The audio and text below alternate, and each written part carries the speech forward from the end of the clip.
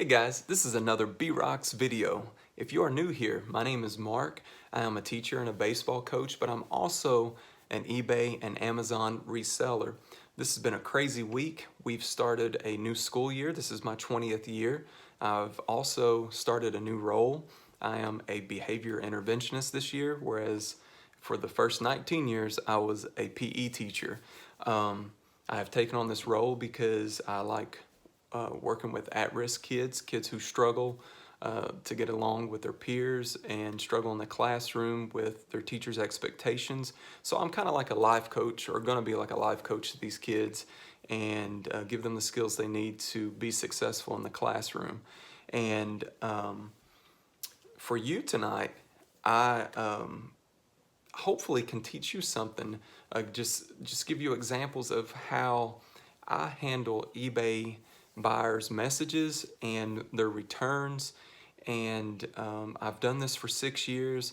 And some of the skills that I've learned as a teacher and a coach, and also as a salesman when I used to work at a Honda ATV and motorcycle shop several years ago, I feel like I have learned over the course of a couple of decades of how to communicate with people, especially over the phone and through email, and keep things as simple as possible for me, that don't ruin my day and also solves problems. So first thing I do for myself with eBay is I make sure that I set myself up for protection.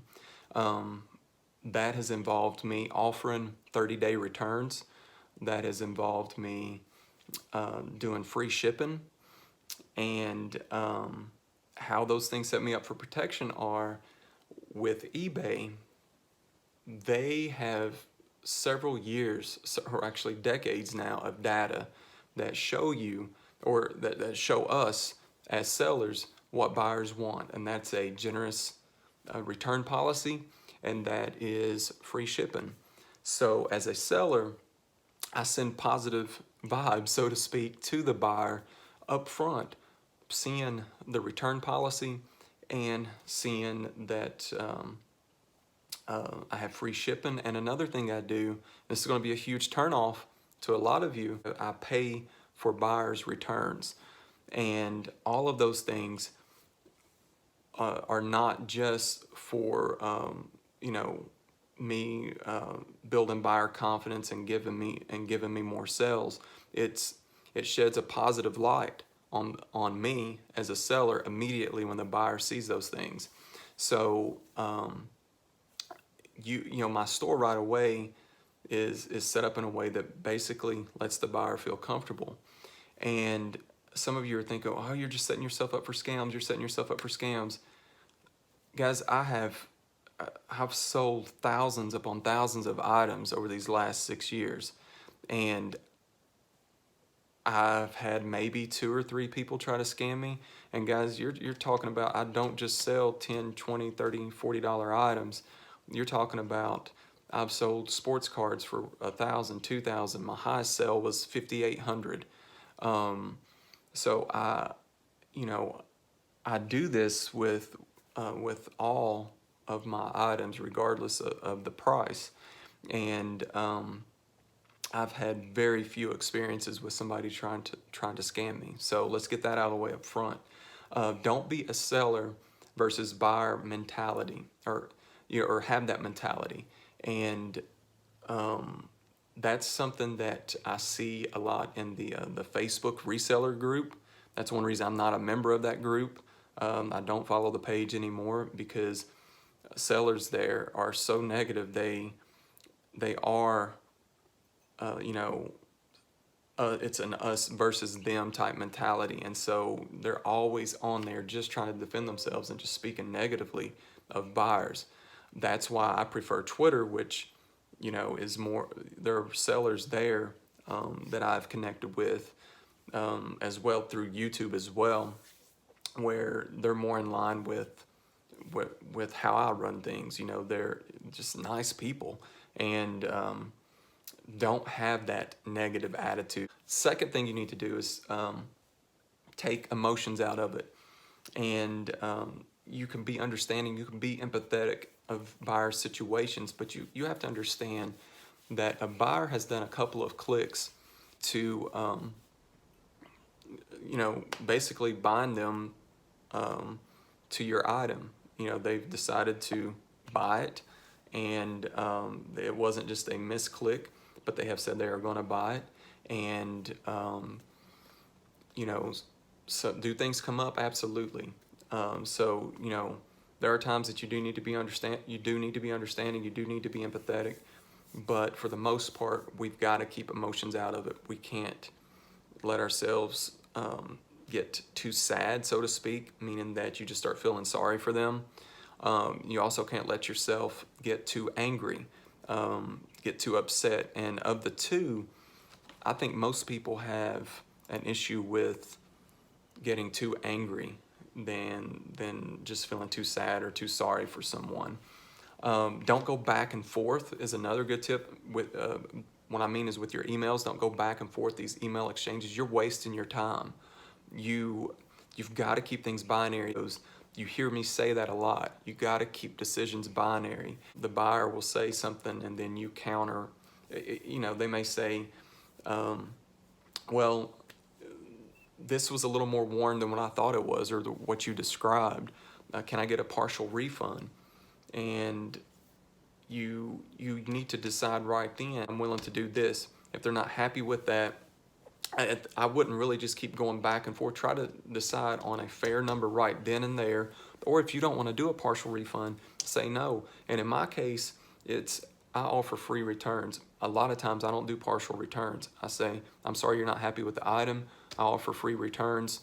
So you can send it back. It doesn't cost you a thing. Okay, it costs you a little bit of your time. It does not cost you a thing. They will try to go on sometimes with, well, I'm not going to be able to get to the post office. I'm not going to be able to do. They have 30 days. Sometimes within 30 days, you can return that item. So, if that turns into something where you end up getting a negative feedback, this is what I was talking about earlier, setting yourself up for protection. Because you offer free 30-day returns, eBay sees that you told them that in an email, that feedback will be removed. That negative feedback will be removed. All you have to do is call eBay. Heck, I even had one negative feedback a couple of months ago where I had that exact scenario. Customer wanted a partial refund. I said, no, just send it back. They didn't send it back. They left me a negative. Before I even called eBay, because I let it linger for a couple of days, and I finally had some time, I was like, well, I'm gonna call eBay and get this taken care of. And so I logged into my account. It was already gone. eBay had taken care of it. So don't go back and forth, all right? Don't be afraid. Make the decision on what you're gonna do and stick with it. Especially if you've already set yourself up like I have, where you offer those returns, where you offer the free shipping on those returns. Some examples real quick of what I've seen lately from myself.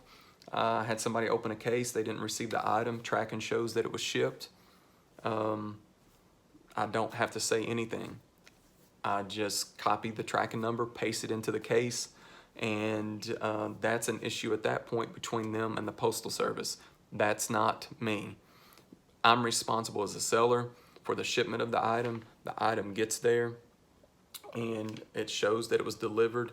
I can't help it if somebody stole it off their porch. I can't help it if their carrier dropped it off at the neighbor's house. At that point, they have to take it up with USPS, and you do not have to be involved with that. I've heard of other sellers still trying to stay involved with that process. You're done. Once the tracking number shows that it's been shipped, you're done. But what if the tracking number shows it's not been delivered? Then that's where I tell the buyer, I usually say, hey, let's give it up to 15 days. And if it doesn't show up by then I'll give you a refund. Okay?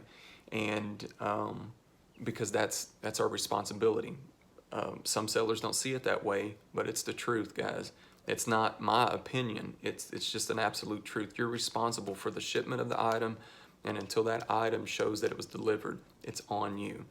So within 15 days, if the item doesn't get there, then I leave a message saying, hey, it has not showed up. I'm going to give you a refund. But if it does show up, if you could kindly let me know and we can arrange payment again, please do that.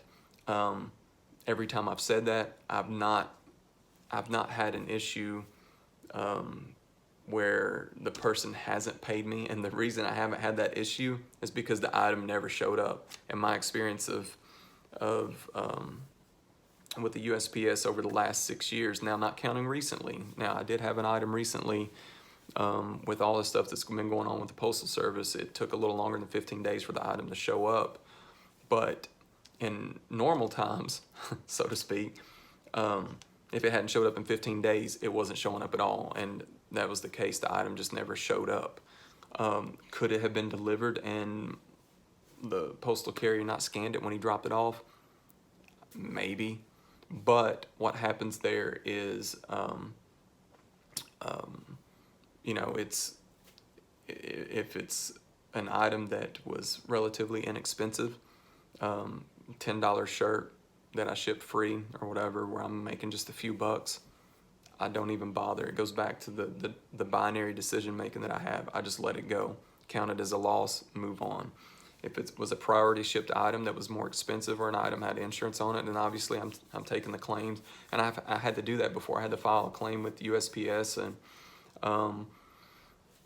go through the process. It drags out, but it was a $105, $106 item, you know, and I got paid. I got my money. So, you know, there are things that you can do and take advantage of in regards to the insurance. Sellers get aggravated because it can take a little while and it takes a little bit of your time, but it is what it is. They're going to happen. And, you know, like I said before, if you're not willing to take the bad with the good, then maybe you shouldn't be in business. I had this recently with the slow shipping service, the USPS. I've been selling a lot of weights. I had a guy say, hey, it's taking a while for the weights to get here. Can I get some free weights? Can you send me some free weights? I'm like, no, I cannot. I cannot take responsibility for something that is out of my control. Yes, it is my responsibility until the item gets there. But what they're saying is I should be responsible for the slow shipping. That is not on me. That is the Postal Service. And don't ever take that on yourself and say, oh, well, you know, I'll throw something extra in. So I kindly said that is not my responsibility, the shipping speed. And I mentioned that if you have noticed in the news, the Postal Service has had its problems lately. Things are slow shipping. And I never heard back from that person until 9 days after the weights got delivered. I get this message. Hey man, you sent me the wrong weights. You sent me the ones with the plates with the 2-inch hole, not the 1-inch, which I know completely to be false. First off, they sent me a picture of holding a cell phone of another picture of a weight that I don't even carry. First off, because the plates where I sourced them from only carry 1-inch, the 1-inch hole. So I know right off the bat that this is completely false. Maybe they have me confused with somebody else, but you also got to ask yourself, why am I looking at a picture of a cell phone that has a picture of another plate? And they've already shown that they're wanting to get some free weights. So what do you do here? I ignore, okay? And I've not heard from them. It's been a couple of days, but I've ignored. I think I have enough email exchange. There were a couple other exchanges there when the weights were taking a little longer to get there. But there is a record that an eBay rep could easily see, and just the fact that they waited 9 days till after the weights were delivered to give me this message and show me a picture of a cell phone that has another picture on it. Just all of this favors me in the end. I have no doubt of that. So if they were to leave negative, I do have confidence in being able to speak to an eBay representative and getting that feedback taken care of, so I'm not worried about that. So I usually don't ignore emails, but this one I am. And speaking of ignoring emails, let me throw this out there real quick. Don't ignore messages from buyers. Answer every one. You're going to answer messages, especially if you do clothing like I do, about measurements. You dig them out, you know, whether it be shorts that I have in a bin or clothes that I have hanging on racks. I go pull them, get the measurements for them, never hear from them again. Occasionally they do follow up with the purchase, but a lot of times I do the measurements and I don't hear from them. But I want to answer every email. I believe in the algorithm, and it's true. I believe that it also favors sellers who answer quickly to messages. So even though I'm binary with responses and very cut and dry, I do believe that since I'm responding to every message, that it does help my store with the algorithm. Maybe it doesn't. It's just my personal belief. Moving on. I received an item. It's more worn than I thought. Sometimes I may say, hey, I'm sorry you're disappointed. I'll give you a full refund. Keep the item. I may say, hey, how about do a partial refund and offer them half their money back. If it's an item that gets upwards to $20 or more, a lot of times I just say, hey, I'm sorry you're disappointed with the item, but returns are free. Feel free to send it back. If they counter with a, what can I do? Will you do a partial refund? I'll make one offer. If they don't accept it, then I just remind them that they can send it back for free. But I try not to spend a whole lot of time with those. And the thing is, I don't get a whole lot of those messages. When I do get them, I do see them as sincere. And I do a lot of work up front with measurements and describing when there are flaws with items. And first off, I try to sell items that don't have a whole lot of flaws. If I sell a distressed item, it's like a distressed t-shirt or distressed jeans, something that actually people want to wear, distressed, like, you know, that's really worn. Other than that, I offer relatively clean items and mention any little spots. You can do that legwork up front that prevents returns. It can prevent messages like that. And so I don't get a whole lot of those messages. I hope this has helped. I know it's rather lengthy or whatever, but for some of you, maybe you have struggled with this, just letting email messages get the best of you, or just let it, you know, maybe you just keep doing the exchanges back and forth. But if you have any more questions on how to deal with maybe a specific message that you've gotten, feel free to mention in the comments, or just give me some examples of how you've handled eBay messages or returns, and we can learn from each other. All right? So take care and always be rocking it out. See ya.